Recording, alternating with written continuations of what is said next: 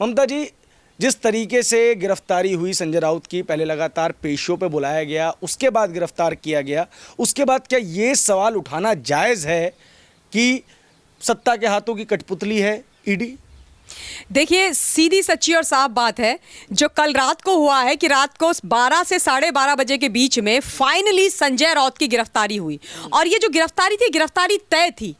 और ईडी के ऊपर जिस तरीके की ये आरोप लगा रहे हैं, ये वही संजय राउत है। मैं याद दिला देना चाहती हूं हिंदुस्तान को, जब 1 जुलाई को ये गए थे इसी मामले में ईडी के दफ्तर में बातचीत करने के लिए, प्रश्नों का जवाब देने के लिए, तब इन्होंने बोला ईडी बहुत अच्छी है, मेरे को बड़े अच्छे से पूछ रही है, मैं कोऑपरेट करूंगा, हमारी इन्वेस्टिगेटिंग एजेंसी है, बहुत बढ़िया तरीके से काम कर रही है। आज गिरफ्तारी हो गई तो पॉलिटिकल वेंडेट्टा हो गया और किसी के हाथों का खिलौना हो गया, ईडी खराब हो गई, ईडी गलत हो गई। मतलब इतनी जल्दी रंग बदल दिए, कुछ महीने भर के अंदर रंग बदल दिए इन्होंने। अरे भैया, ऐसा रंग तो गिरगिट भी नहीं बदलता है, ये तो गिरगिट महासभा के अध्यक्ष बनने के लायक है, ऐसा मुझे लग रहा है। दूसरी जरूरी बात मैं बता देना चाहती हूं कि जिस मामले में संजय राउत की गिरफ्तारी हुई है हिंदुस्तान, वो समझना आपको बहुत जरूरी है।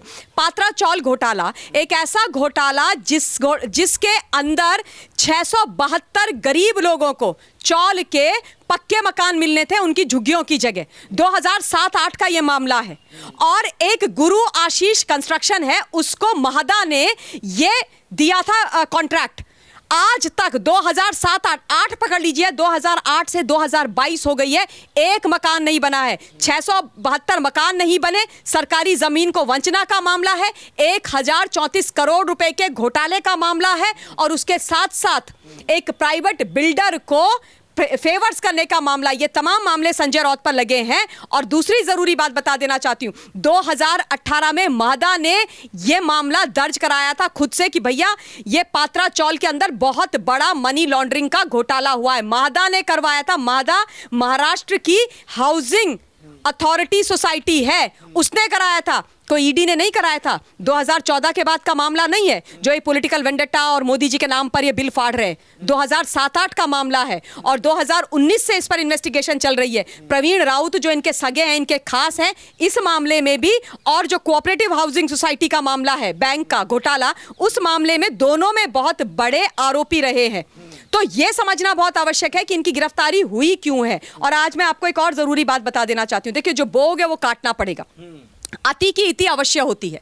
और अगर गलत करोगे, भ्रष्टाचार करोगे, तो भैया कब तक बचोगे, कब तक छुपोगे? इस देश के अंदर अंधेर नगरी चौपट राजा थोड़ी ना हो रखा है कि आप जो घोटालों पे घोटाले करते जाइए, अनिल देशमुख कर दे, नवाब मलिक कर दे, वहां पर बैठे वो 111 किलो के वजनदार पार्था चैटर्जी कर दे, ये नोट पे नोट डकार जाएं। इस देश का पैसा, टैक्स पेयर्स का पैसा जो देश के विकास और जनता के भले के लिए लगना चाहिए, वो इनकी तिजोरियों और जेबों में चला जाए और इनके ऊपर कोई मतलब उंगली भी ना उठाए, एजेंसी इनके खिलाफ कोई इन्वेस्टिगेशन भी ना करे।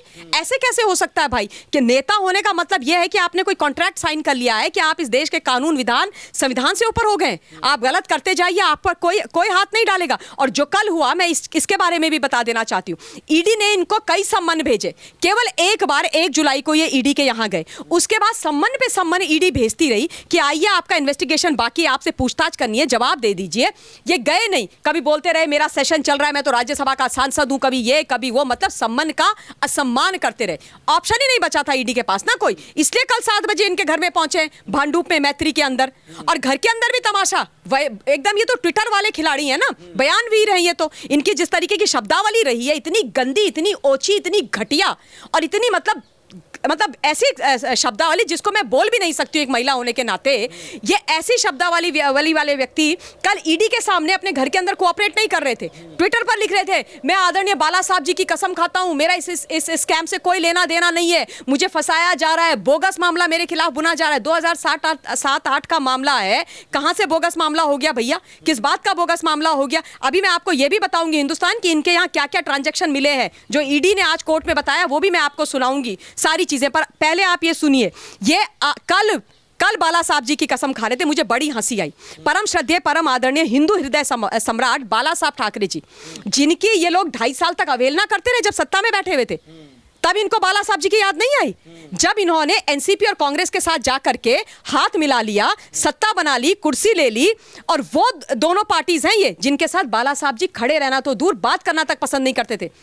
उनकी इच्छाओं के विरुद्ध अपनी हिंदुत्व की आइडियोलॉजी को खत्म करके ये बाला साहब जी के पूरे सिद्धांतों को खत्म करते रहे, तब बाला साहब जी याद नहीं आए। आज इनको बाला साहब जी याद आ गए जब इनको पकड़ा जा रहा है।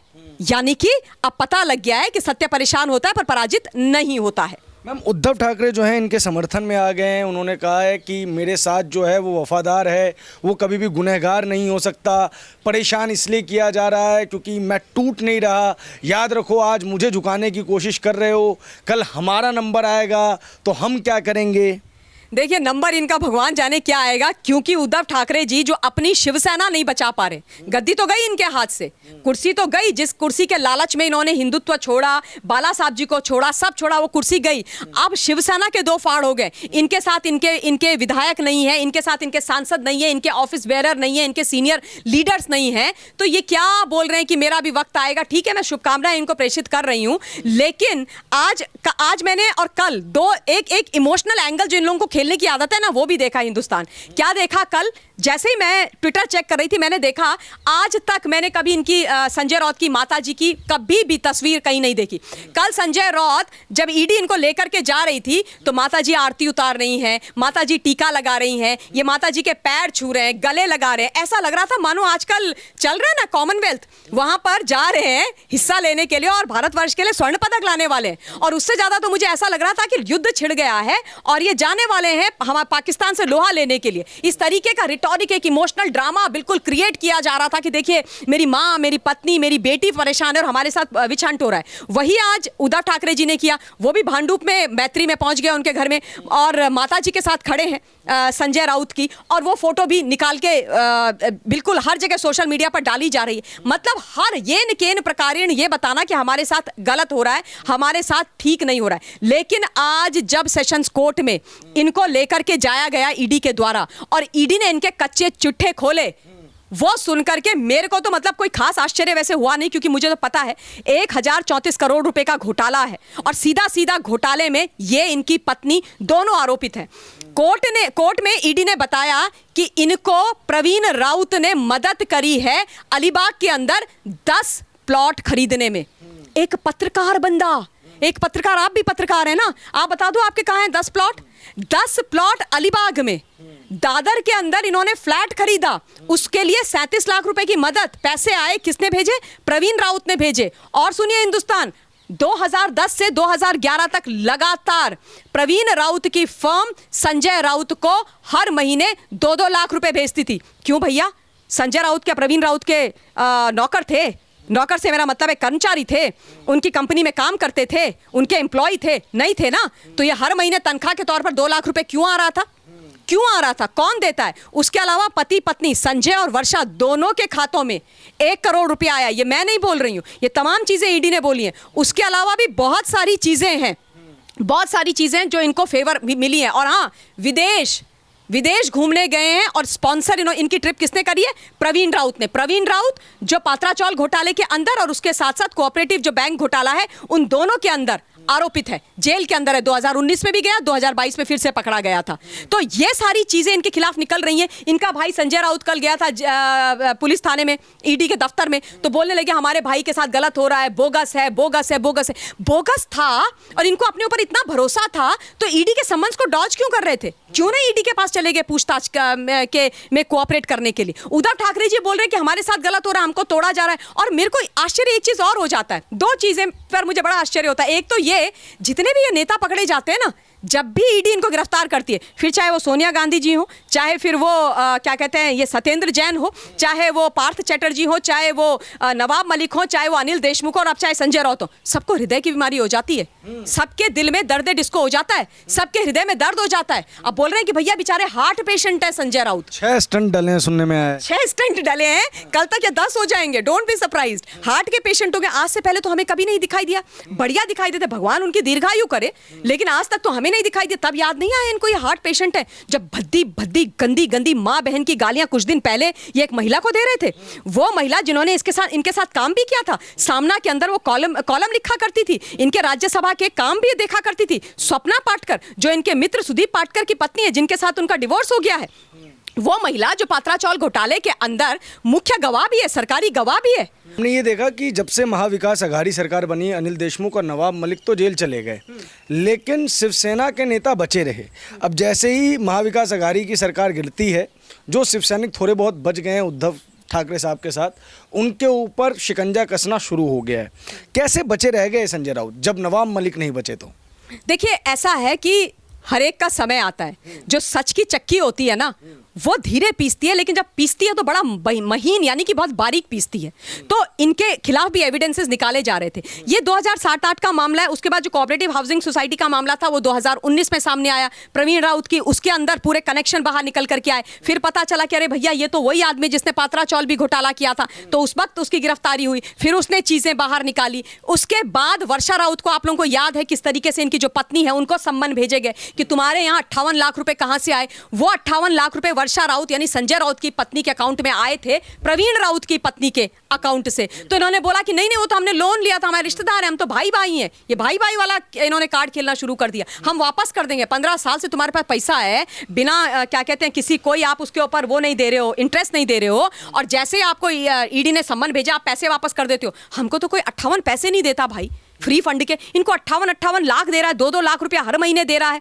तो ये सारी तमाम चीजें ईडी इकट्ठा कर रही थी। और आज भी ईडी ने कोर्ट में यही बोला है कि महदा ने ये केस किया है, महदा की कंप्लेन पर ये केस हो रहा है और इसको इन्वेस्टिगेशन होना बहुत जरूरी है। देखिए, सीधी सच्ची और साफ बात है, देश के जो प्रधानमंत्री हैं वो अब इस देश के अंदर वॉर अगेंस्ट करप्शन का बिगुल बजा चुके हैं।